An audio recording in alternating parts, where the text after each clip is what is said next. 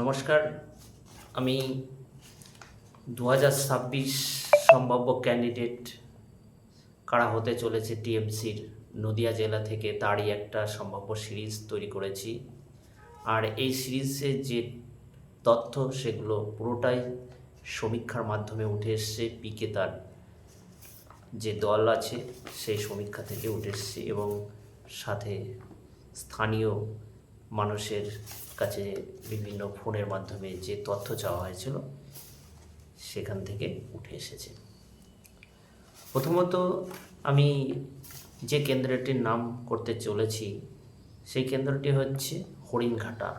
এই হরিণঘাটা থেকে সম্ভাব্য প্রার্থী হতে চলেছে 2026 সালে নীলিমা নাগ মল্লিক অথবা ডক্টর প্রসেনজিৎ মণ্ডল।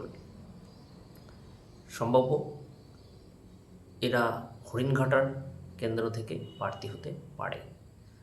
এই নীলিমা নাগ 2011 সালে প্রথম রাজনৈতিক ক্যারিয়ার শুরু করে। তার জীবনে 2011 সালে তিনি তৎকালীন সিপিএম প্রার্থী বিশ্বজিৎ পালকে হারিয়েছিলেন। 2016 সালে সিপিএম প্রার্থী অজয় দাসকেও পরাজিত করেছিলেন। কিন্তু 2011 সালে নীলিমা নাগ পরাজিত হন অসীম কুমার সরকারের কাছে 15,200 ভোটে। এরপর আমি যে কেন্দ্রটির কথা বলতে চাইছি কেন্দ্রটি হচ্ছে কল্যাণী। আর এই কল্যাণী থেকে এবার সম্ভাব্য প্রার্থী হতে চলেছে তাপস মণ্ডল অথবা প্রসেনজিৎ মণ্ডল। প্রসেনজিৎ মণ্ডল কল্যাণী অথবা হরিণঘাটা যে কোনো এক জায়গায় দাঁড়ানোর প্রবল সম্ভাবনা আছে। সমীক্ষাতে এমনই একটা আভাস উঠে এসছে। এরপর আমি যে কেন্দ্রটির কথা বলতে চাইছি চাকদা সম্ভাব্য প্রার্থী হতে চলেছে শুভঙ্কর সিং। ইনি একজন স্থানীয় নেতা। ইনি সম্ভাব্য প্রার্থী হতে পারে।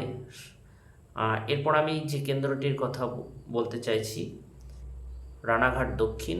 আর এই রানাঘাট দক্ষিণে কিন্তু এর আগের বার যিনি দাঁড়িয়েছিলেন বিজেপির হয়ে এবার কিন্তু টিএমসির হয়ে দাঁড়াতে চলেছেন ডক্টর মুকুটমণি অধিকারী।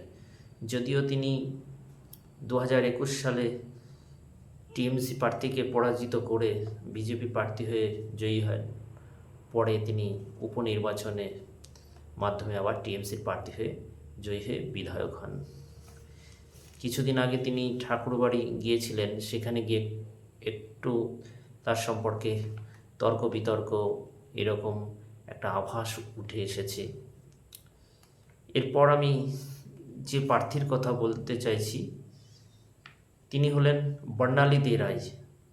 এই বর্ণালী দে রায় সম্ভাব্য প্রার্থী হতে চলেছেন পূর্ব রানাঘাট। একই সাথে অতীন্দ্রনাথ মণ্ডলকেও দাঁড় করাতে পারে এই পূর্ব রানাঘাট থেকে। তো এরপর আমি যে কেন্দ্রটির কথা বলতে চলেছি কেন্দ্রটি হলো রানাঘাট উত্তর পশ্চিম। এখানে রত্না ঘোষ অথবা রিক্তা কুণ্ডু যে কোনো একজন প্রার্থী হতে পারে। এই রত্না ঘোষ কর ইনি কিন্তু 2016 সালে চাকদা বিধানসভা থেকে বিধায়ক হয়েছিলেন। আর এই রিক্তা কুণ্ডু ইনি নদিয়া জেলার পরিষদের সভাধিপতি ছিলেন। এইবার দেখা যাক এখান থেকে সম্ভাব্য প্রার্থী রিক্তা কুণ্ডু অথবা রত্নাকর ঘোষ। এরপরের আমি শান্তিপুর, নবদ্বীপ, চাপড়া একের সম্ভাব্য প্রার্থী কারা হতে চলেছে অবশ্যই সিরিজ করে জানাতে থাকব। ধন্যবাদ সকলকে ভিডিওটা দেখার জন্য।